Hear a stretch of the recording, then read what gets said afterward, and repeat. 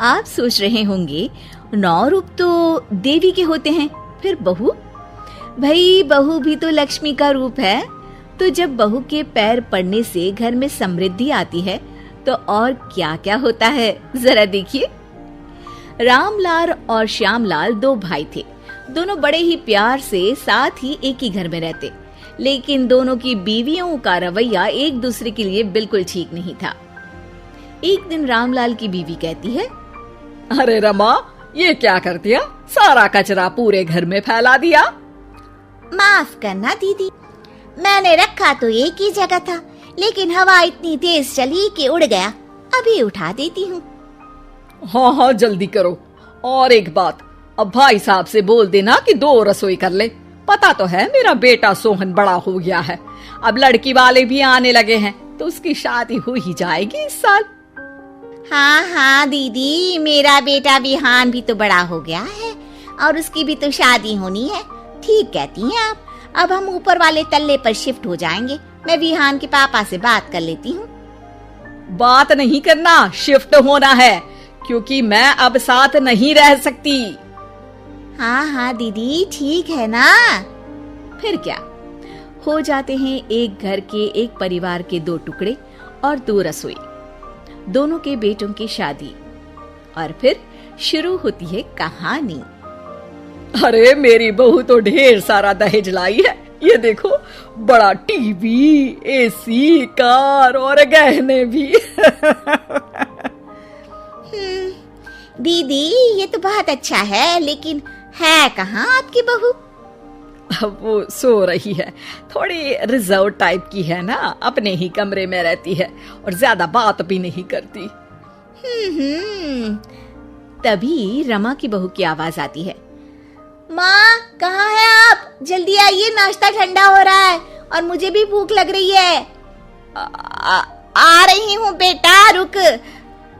दीदी चलूं क्या? ये लड़की मेरे साथ ही बैठकर खाती है, वैसे भी भूख लगाई है। ये बोलकर वो चली जाती है। तभी श्यामा की बहू बाहर आती है और बाहर की ओर जाने लगती है। अरे बहू, कहीं जा रही हो क्या? क्या है माँ जी, बिना बात के ठोका मत करो। जा रही हूँ मैं। वैसे भी मेरे पापा ने कार घर में रखने को तो नहीं दी है ना। अरे नहीं नहीं बेटा, बिल्कुल बिल्कुल, घूमो घूमो।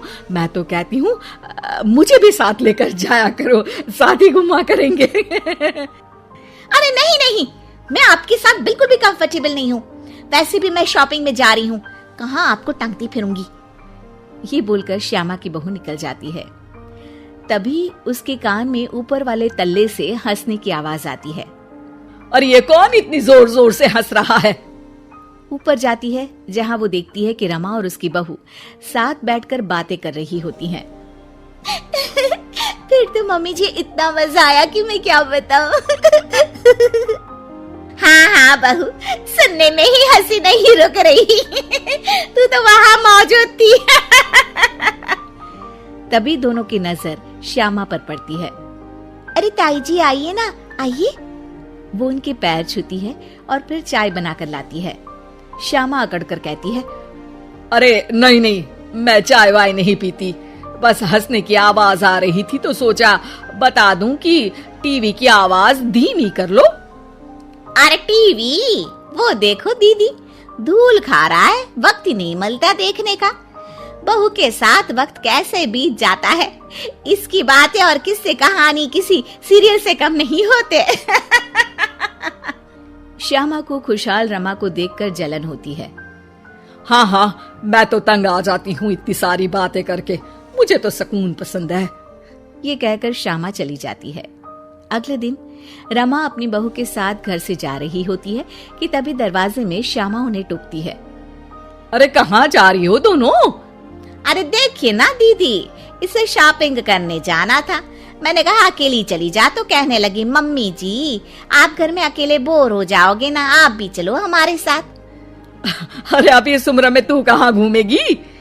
अब देखते हैं दीदी, जहाँ ये लड़की घुमा दे। अब मेरी बहू भी कल गई थी कार चलाकर। हाँ। तभी रमा की बहू कहती है, ताई जी मुझे तो कार चलानी नहीं आती, लेकिन हाँ, इस सुहाने मौसम में मम्मी जी को स्कूटी की सैर करा देती हूँ। श्यामा का मुंह बंद हो जाता है।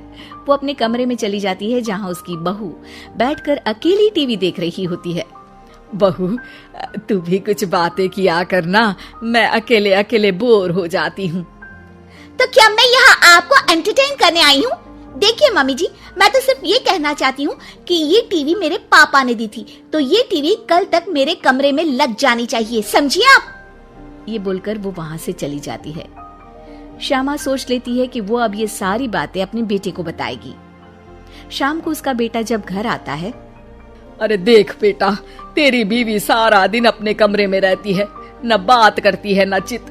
मैं बूढ़ी सारा दिन भूत की तरह अकेली घूमती रहती हूँ घर में। अरे माँ, मैं क्या बोलूं? मैंने कई बार उसे बोला कि सबके साथ उठा बैठा करो, हंसा बोला करो और मिलकर रहो, लेकिन वो कहती है कि उसका मन ही नहीं करता। अरे क्यों मन नहीं करता है? ऐसा क्या हो गया? माँ, तुझे याद है उसके पिता ने कार देने से मना कर दिया था। कहा था कि उनके पास पैसे नहीं है, साथ ही तेरे सामने हाथ भी जोड़ा था, लेकिन कैसे तूने उसके पिता के साथ बुरा व्यवहार किया था। उन्हें कहा था कि पैसे नहीं है तो किसी भिखारी से शादी कर दो अपनी बेटी की। हाँ बेटा, तभी तो आज दरवाजे पर इतनी लंबी कार खड़ी है। बस माँ, तो अब तू उस कार से ही बात कर और उससे मन लगा, क्योंकि पिता के आंखों का आंसू आपकी बहू के दिल तक उतर चुका है और आपकी इज्जत उसकी नजर में। अब श्यामा को समझ आता है कि कुछ निर्जीव चीजों से घर भरने से अच्छा है कि सजीव चीजों से जिंदगी भरी जाए।